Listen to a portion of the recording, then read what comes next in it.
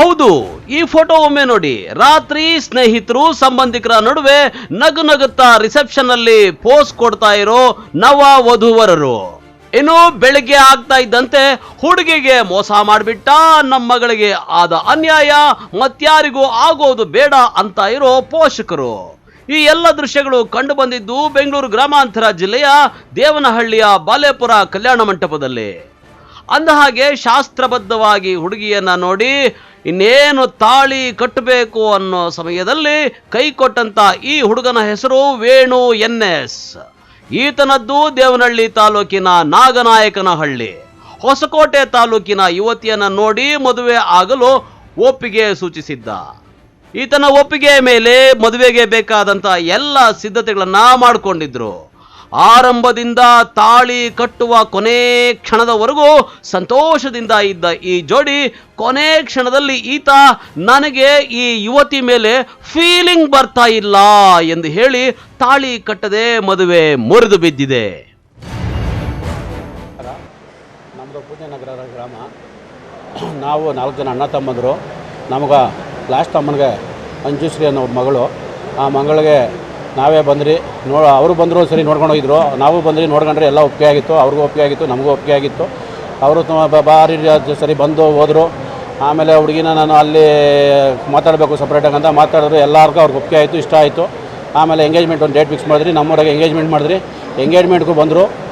ಅವರು ಒಂದು 250ರಿಂದ 300 ಜನ ಬಂದರು. ಎಂಗೇಜ್ಮೆಂಟ್ ಮುಗಿಸ್ಕೊಂಡು ಅವತ್ತು ಖುಷಿಯಾಗಿ ಹೋದರು. ಆಮೇಲೆ ಅವ್ರಿಗೆ ಫೋನ್ ಕಲೆಕ್ಷನ್ ಇತ್ತು, ಚೆನ್ನಾಗಿತ್ತು. ನಿನ್ನೆವರೆಗೂ ಎಲ್ಲ ಚೆನ್ನಾಗಿ ಮಾತಾಡ್ಕೊಂಡಿದ್ರು, ಬಂದಿದ್ದರು, ಓದ್ತಾನೆ ಇದ್ದರು. ಮೊನ್ನೆ 3 ದಿನದ ಹೊಸ್ಕೆ ಇತ್ತು, ಹೊಸ್ಕೆಗೆ 3 ದಿನ ಹೊಸ್ಕೆ ಹಾಕಿದ್ರು, ಅದಕ್ಕೂ ಬಂದು ಅವತ್ತು ಮಾತಾಡ್ದ, ಹುಡುಗಿ ಹತ್ರ ಮಾತಾಡ್ಕೊಂಡು ಹೋದ. ಎಲ್ಲ ಚೆನ್ನಾಗಿತ್ತು. ನಿನ್ನೆ ನಮ್ಮದು ರಿಸೆಪ್ಷನ್ ಇತ್ತು, ಎಲ್ಲ ಚೆನ್ನಾಗಿ ಎಲ್ಲ ಸೇರಿದ್ರಿ, ಎಲ್ಲ ಚೆನ್ನಾಗೇ ನಡೀತು. 2000ರಿಂದ 3000 ಜನ ಗಂಟೆ ಸೇರಿದ್ರು. ರಿಸೆಪ್ಷನ್ ಚೆನ್ನಾಗಿ ಆಯಿತು. ಆದರೆ ಇವತ್ತು ಬೆಳಗ್ಗೆ 6 ಗಂಟೆಗೆ ಎದ್ದು ರೆಡಿಯಾಗಿ ಬಂದು ನಮ್ಮ ಕೈನಿಂಕ ಒಂದು ಕತ್ತು ಚೈನು, ಒಂದು ಕೈಗೆ ಒಂದು ಬಳೆ ಎಲ್ಲ ಹಾಕ್ಸ್ಕೊಂಡ, ಫೋಟೋ ಇಡ್ಸ್ಕೊಂಡ, ಎಲ್ಲ ತಗೊಂಡು ನೀಟಾಗಿ ಮಂಟಪಕ್ಕೆ ಬಂದ ಮೇಲೆ ನನಗೆ ಇಷ್ಟ ಇಲ್ಲ, ನನಗೆ ಫೀಲಿಂಗ್ ಬರ್ತಾ ಇಲ್ಲ, ನಂಗೆ ಫೀಲಿಂಗ್ ಆಗೋಕ್ಕೆ ಇನ್ನೂ ಒಂದಷ್ಟು ದಿನ ಟೈಮ್ ಬೇಕು ನಂಗೆ ಮದುವೆ ಆಗೋಕೆ ಅಂದ್ಬಿಟ್ಟು ಇಷ್ಟು ನಮ್ಮನ್ನು ಮಾಡಿ ಅವಮಾನ ಮಾಡಿ ನಮ್ಮ ಒಕ್ಕಲಿಗರ ಸಂಘಕ್ಕೆ, ನಮ್ಮ ಒಕ್ಕಲಿಗರ್ಕ ಪ್ರತಿ ಒಕ್ಕಲಿಗರ್ಗೂ ಅವಮಾನ ಮಾಡಿ ಇವತ್ತು ಒಂದು ನಿರ್ಧಾರ ತಗೊಂಡಿದ್ದಾನೆ. ಅವನು ನಮ್ಗೆ ಗೊತ್ತಿರೋ ಮಟ್ಟಿಗೆ ಹೇಳ್ಬೇಕಾರೆ ಹೇಳ್ಬಾರ್ದು. ಅವನು ಗಂಡಸಲ್ಲ ಅಂತ ನಾವು ಅಂದ್ಕೊಂಡಿದ್ದೀರಿ. ಯಾಕಂದ್ರೆ ಅವ್ರದ್ದು ನಮ್ಮ ಒಕ್ಕಲಿಗರು ಅಲ್ಲ ಅಂತ ನಾವು ಅಂದ್ಕೊಂಡಿದ್ದೀರಿ. ಆ ಥರ ಭಾವನೆಯಾಗ ಅವ್ನು ಮಾತಾಡಿದ್ದಾನೆ. ನಮ್ಮದು ಕುಟುಂಬಗಳಿಗೆ ಅವ್ರದ್ದು ಕುಟುಂಬ ಚೆನ್ನಾಗಿದೆ, ನಮ್ಮದು ಕುಟುಂಬ ಚೆನ್ನಾಗಿದೆ ಅಂದ್ಬಿಟ್ಟು ನಾವೆಲ್ಲ ಹಿಂದೆ ಮುಂದೆ ನೋಡಿ ಅವ್ನಿಗೆ ಒಪ್ಪಿಗೆ ಮಾಡಿರಿ. ಆದರೆ ಅವನು ಈಗ ತಗೊಂಡಿರೋ ನಿರ್ಧಾರ ಅವನು ನಿಜವಾದ ಗಂಡಸಲ್ಲ. ಯಾಕಂದರೆ ಆ ಥರ ಯಾವುದು ಹೆಣ್ಮಗಳ ಜೀವನದಾಗ ಈ ಥರ ಆಟ ಆಡಬಾರ್ದು. ಮುಂದೆ ಒಂದು ದಿನ ಅವನು ಈ ಥರ ಯಾವುದೇ ಹೆಣ್ಮಗಕ್ಕೂ ಮಾಡಬಾರ್ದು. ಇದು ನೀವು ಶಾಶ್ವತ ಎಲ್ಲ ನೀವು ಹಾಕಿರಿ. ಅವನ ಜೀವನದಾಗ ಅವನು ಯಾರನ್ನೂ ಎಲ್ಲಿ ಆಗಲಿ ಅವನಿಗೆ ಹೆಣ್ಣು ಕೊಡ್ಕೊಡ್ದು. ಈ ಇಡೀ ಕರ್ನಾಟಕ ಆಗಲಿ ಅವನಿಗೆ ಹೆಣ್ಣು ಕೊಡ್ಕೊಡ್ದು.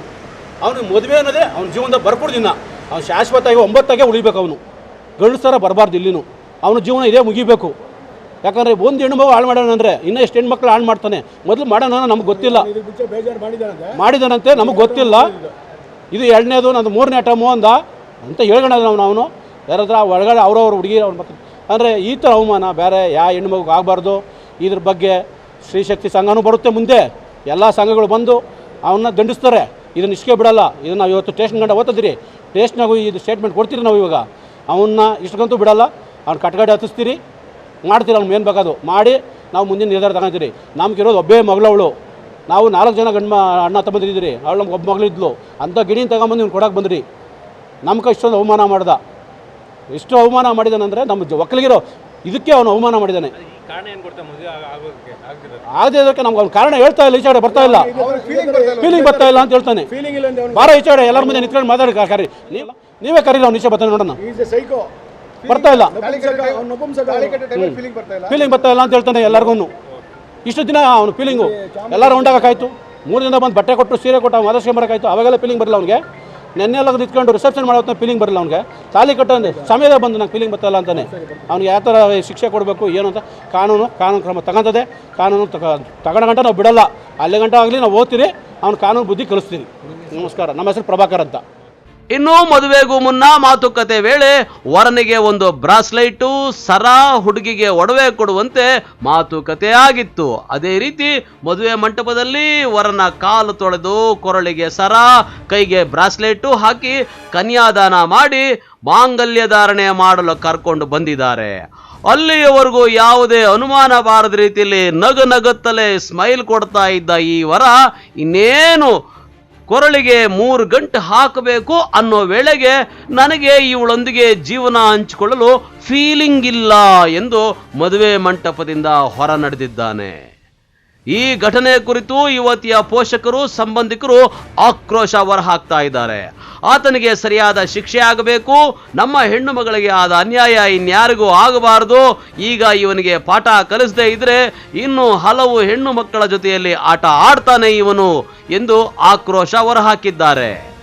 ಇನ್ನು ಈ ಘಟನೆ ಕುರಿತು ಚನ್ನರಾಯಪಟ್ಟಣ ಪೊಲೀಸ್ ಠಾಣೆಯಲ್ಲಿ ದೂರು ದಾಖಲಾಗಿದೆ.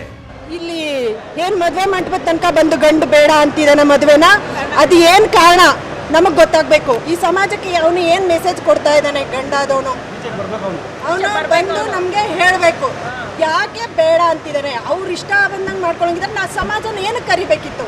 ಮದುವೆ ಇದೆ ನಂದು ಬನ್ನಿ ಅಂತ ಇನ್ವಿಟೇಷನ್ ಕೊಟ್ಟು ಎಲ್ಲ ಸಂಭ್ರಮಾಚರಣೆ ಮಾಡಿ ಎಲ್ಲ ಹೆಣ್ಣು ಕಡೆಯವ್ರನ್ನೂ ಕರೆದು ಅವ್ರಿಗೂ ನೆನ್ನೆ ಬಂದಾಗಿಂದ ಮರ್ಯಾದೆ ಇಲ್ವಂತೆ, ಕೋಪದಲ್ಲೇ ಇದ್ದಂತೆ. ಅದನ್ನು ನೋಡಿ ನಾವು ಬೆಳಗ್ಗೆ ಅವ್ನ ಬಿಹೇವಿಯರ್ ನೋಡೇ ಭಯ ಆಯಿತು. ಬಟ್ ಇವಾಗ ಮಂಟಪದ ತನಕ ಬಂದು ನನಗೆ ಇಷ್ಟ ಇಲ್ಲ ಅಂತ ಹೇಳ್ತಿದ್ದಾನೆ.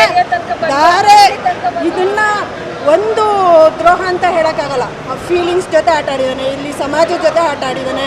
ಹಿಂದೂ ಧರ್ಮದ ಮದುವೆ ಬಗ್ಗೆ ಒಂಚೂರು ಕಾಳಜಿ ಇಲ್ದಿರ ಮಾಡಿದ್ದಾನೆ. ಇದ್ರದ್ದೆಲ್ಲ ಅವನು ಬಂದು ನಮಗೆ ಒಪ್ಪಿಗೆ ಕೊಡಬೇಕು. ಇದು ಏನು ಆಗ್ತಿದೆ ಅಂತ ನಮಗೆ ಹೇಳಬೇಕು, ಸಮಾಜಕ್ಕೆ ತಿಳಿಸ್ಬೇಕು. ಯಾಕೆ ಏನಂತ ತಪ್ಪು ನಡೀತು, ಇವ್ರು ಆಡಿದ್ದ ಆಟನ ಎಲ್ಲ ಏನು. ಇವಾಗ ಒಂದು ಹೆಣ್ಣು ಅಂದರೆ ಬಾ ತಾಳಿ ಕಟ್ತೀನಿ ಅಂದರೆ ಕಟ್ಟಿಸ್ಕೋಬೇಕು, ಹೋಗು ಅಂದರೆ ಓದ್ತಾ ಇರಬೇಕಾ ಅಂತ. ಇಂಥ ತಪ್ಪು ಇನ್ನೆಲ್ಲೂ ಆಗಬಾರ್ದು. ಆ ಥರ ನಿಮಗೆ ಶಿಕ್ಷೆ ಆಗಲೇಬೇಕು. ಅವ್ನು ಬಂದು ತಪ್ಪು ಒಪ್ಕೊಳ್ಳೇಬೇಕು. ಈಗ ಹೋಗಿ ಸೇರ್ಕೊಂಡಿದ್ದಾರೆ, ಪೊಲೀಸರು ಬಂದಿದ್ದಾರೆ. ಅವ್ನು ಬಂದು ಎಲ್ಲರ ಮುಂದೆ ಕಾರಣ ಹೇಳಿ.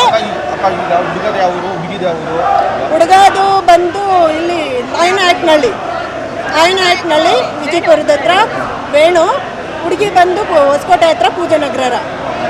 ಆದರೆ ಇಲ್ಲಿ ಏನಪ್ಪ ಅಂದರೆ ಒಂದು ಸಮಾಜ ಇಲ್ಲಿದೆ. ಒಂದು ಮನೇಲಿ ನಡೆದಿದ್ರೆ ನಾವು ಕೇಳ್ತಾ ಇರಲಿಲ್ಲ. ಒಂದು ಸಮಾಜ ಇಲ್ಲಿದೆ. ಮದುವೆ ಆಗಿರೋ ಮಕ್ಕಳು ಬಂದಿದ್ದಾರೆ, ಎಲ್ಲರೂ ಬಂದಿದ್ದಾರೆ. ಮದುವೆ ಆಗಬೇಕಾಗಿರೋ ಹೆಣ್ಮಕ್ಳು, ಗಂಡ್ಮಕ್ಳು ಎಲ್ಲ ಬಂದಿದ್ದಾರೆ. ಅವ್ರಿಗೆ ಏನು ಮೆಸೇಜ್ ಕೊಡ್ತಾರೆ ಇವರು ಗಂಡು ಮನೆಯವರು ಆ ಸಮಾಜಕ್ಕೆ ಏನು ಮೆಸೇಜ್ ಕೊಡ್ತಾರೆ ಅಂತ ನಮಗೆ ಗೊತ್ತಾಗಬೇಕು. ಎಲ್ಲರೂ ಕಳಿಸ್ಬೇಕು. ಒಟ್ಟಾರೆ ಕೊನೆ ಕ್ಷಣದಲ್ಲಿ ಮದುವೆಗೆ ಯುವಕ ನಿರಾಕರಿಸಿದ್ದು ಯುವತಿಯ ಬಾಳಲ್ಲಿ ಇದೀಗ ಮದುವೆ ಎಂಬುದು ಸದ್ಯ ಪ್ರಶ್ನೆಯಾಗಿ ಉಳಿದಿದೆ. ಇನ್ನು ಮದುವೆಯನ್ನ ಹುಡುಗ ಕೊನೆ ಕ್ಷಣದಲ್ಲಿ ನಿರಾಕರಿಸಿದ್ದಾದ್ರೂ ಯಾಕೆ ಅನ್ನುವಂಥದ್ದು ಪೊಲೀಸರ ತನಿಖೆಯಲ್ಲಿ ತಿಳಿಯಬೇಕಾಗಿದೆ. ಮಧುಚಂದ್ರ ಜೊತೆ ಕಳವಾರ ಅರುಣ್, MMTV ನ್ಯೂಸ್, ಚಿಕ್ಕಬಳ್ಳಾಪುರ.